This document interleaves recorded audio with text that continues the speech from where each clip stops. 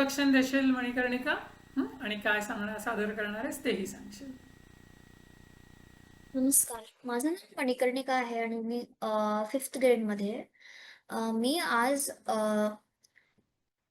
गजानन महाराजांची एक गोष्ट सांगणार आहे. एक दिवशी शेवगावमध्ये श्री गजानन महाराज एका ध्यानात बसले होते. त्यांचा एक शिष्य ज्याचं नाव बंकटलाल होतं, तो त्यांच्याजवळ आला आणि म्हणाला, "महाराज, आपण माझ्या शेतात यावे ही माझी इच्छा आहे." महाराज म्हणाले, "कशासाठी?" तर त्यांनी म्हटलं, की यावर्षी अ, ह्याचं खूप पीक आलंय मक्याचं, तर आपण त्याचा स्वाद घ्यावे. महाराज म्हणाले, "बरं." त्यांच्यासोबत 3-4 अजून लोकं आले आणि त्यांनी शेकोटी लावली शेतावर. तिकडे एक झाड होतं आणि त्याच्यावर मधमाशांचा पोळा होता. धुरामुळे मधमाशा सैरभैर झाल्या. तर सगळे लोकं पळू लागले. पण महाराज फक्त तिकडे बसले राहिले.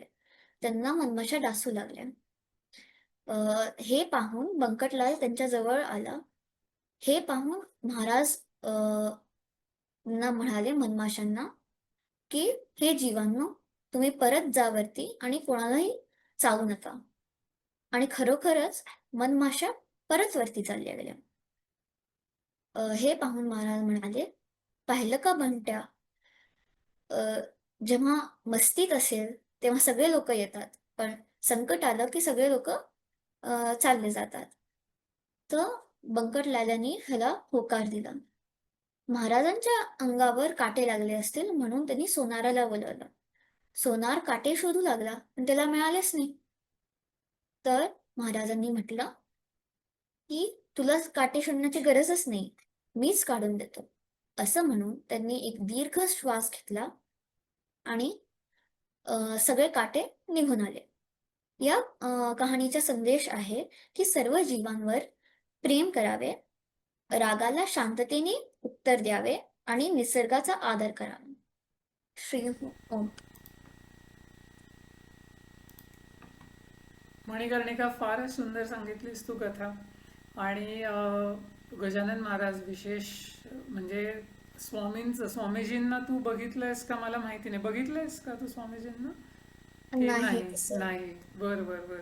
म्हणजे आता कधीतरी केंद्रात आली की आता स्वामीजींचे उत्तराधिकारी म्हणजे पुढे आता जे स्वामी आहेत तर त्यांच्याबरोबर पण ओळख करून मी हेमंत दादाला, आता तू आलीच आहेस केंद्रात तर हेमंत दादा बरोबर नक्की ये शिबिराला किंवा असं तुझी भेट होईलच. पण स्वामीजींना ज्यांनी बघितलंय ना, तर स्वामीजींनी गजानन महाराजांचं जे गजानन विजय त्यांच्यावरती जे लिहिलेलं दासगणू महाराजांनी जे पुस्तक लिहिलं आहे त्याच्यावरती स्वामीजींनी एक पुस्तक लिहिलं आणि त्याच्यामध्ये हा प्रसंग वर्णन केलेलं आहे. त्यामुळे गजानन महाराज, कधी कधी काय होतं, गजानन महाराजांचं चरित्र बघितलं ना की सगळे हे चमत्काराचे इतके प्रसंग दिसतात.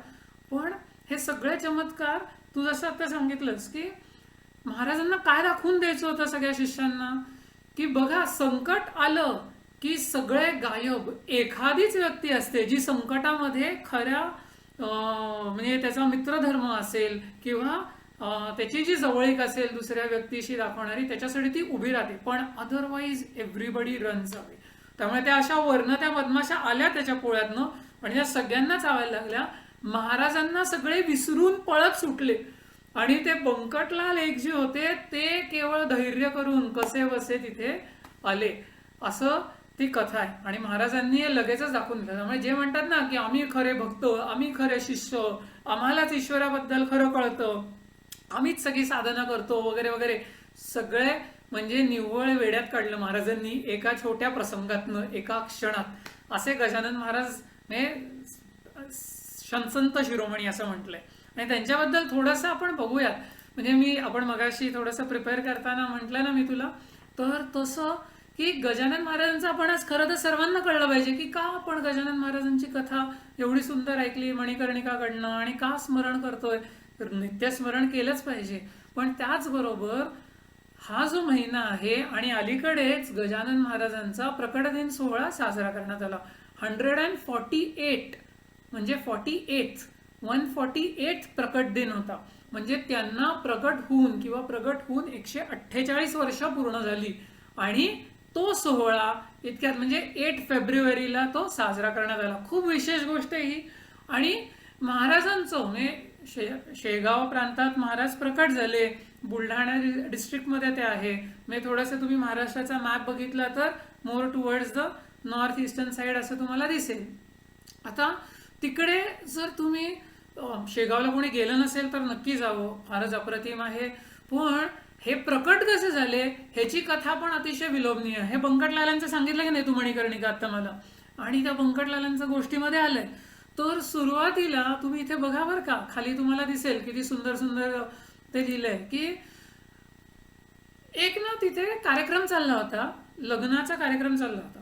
एक तिथला मोठी व्यक्ती होती आणि त्या व्यक्तीने ते जेवण पंगत चालली होती आणि त्या पंक्तीमध्ये जे लोकांचं खाऊन झालं होतं, पत्रावळी उष्ट्या वगैरे असतात की नाही ते उरलेल्या, त्या सगळ्या एका झाडाच्या तिथे खाली टाकत चालले होते.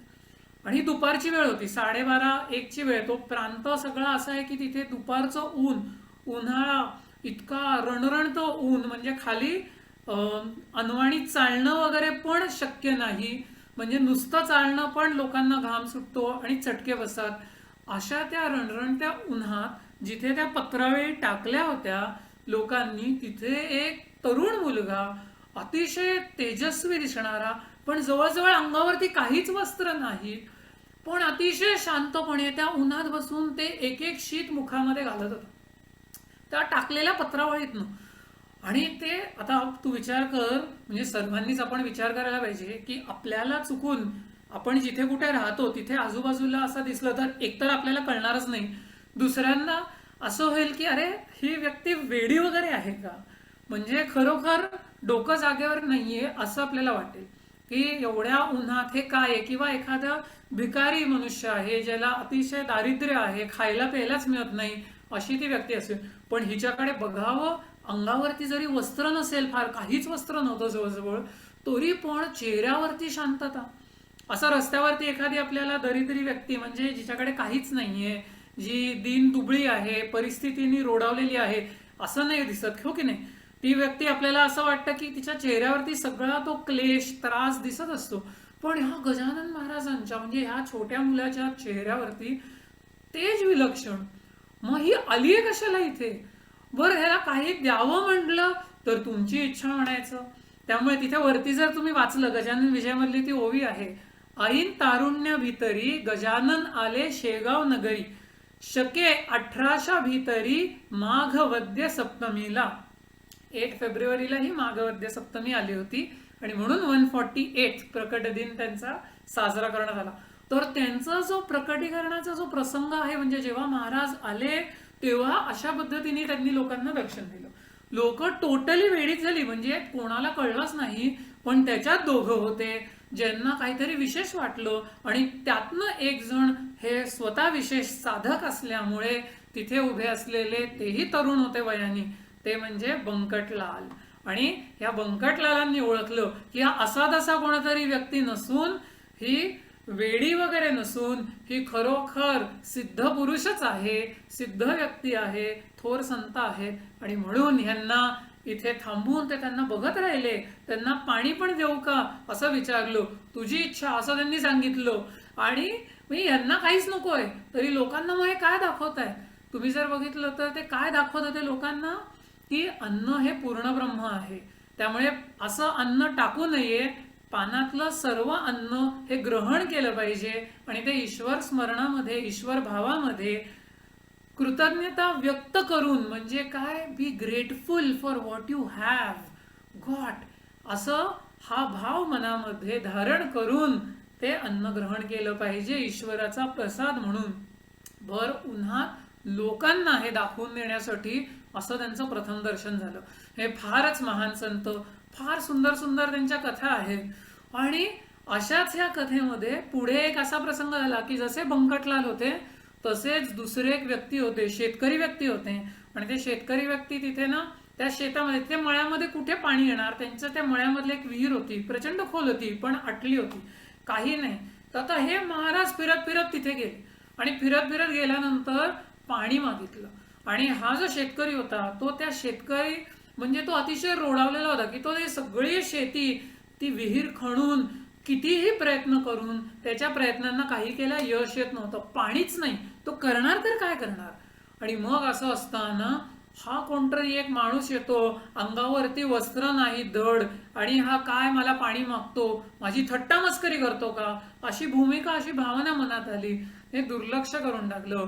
आणि काय झालं, अरे पाणी नाही, तुम्हाला काय पाणी मागतोस, कुठनं देऊ बाबा रे. आणि एक लोटा फक्त यांच्या पिण्यापुरता ठेवला होता. पण त्यांच्या मनामध्ये तेव्हा तसं आलं नाही शेतकऱ्याच्या. आणि मग महाराज नुसते त्या विहिरीपाशी गेले, कुठे आहे तुझी विहीर, आणि कृपादृष्टी त्या विहिरीवरती गेली, आणि त्या विहिरीवरनं जे पाणी आणि त्याला जे झरे लागले, ती काहीच काळामध्ये ती भरून ओसांडून व्हायला लागली. अशी महाराजांची सर्व योगलीला होती. पण हे कशासाठी त्यांनी केलं, तर तुम्हाला गंमत वाटेल की ही जी व्यक्ती, आता विचार करा की आयुष्याचं सगळं जे काही त्याचं आयुष्य आहे, अनेक वर्ष ती खपली आहे, राबली आहे, ती प्रयत्न करतीये ते शेती करायचा, त्यातनं काहीतरी पिकवायचा, ते विकायचा, पैसे मिळवायचा, आपल्या कुटुंबाला पोसायचा, असं त्याला कधीही यश आलेलं नाहीये. आता महाराजांच्या एका कृपादृष्टीने त्याला हे एवढं विलक्षण यश मिळालं. पण असं सगळं असताना ती व्यक्ती, आता बाबा तुझ्या शेतीला पाणी लागलंय, तू आता कर शेती, असं सगळं असताना ते सर्व सोडून दिलं तिने.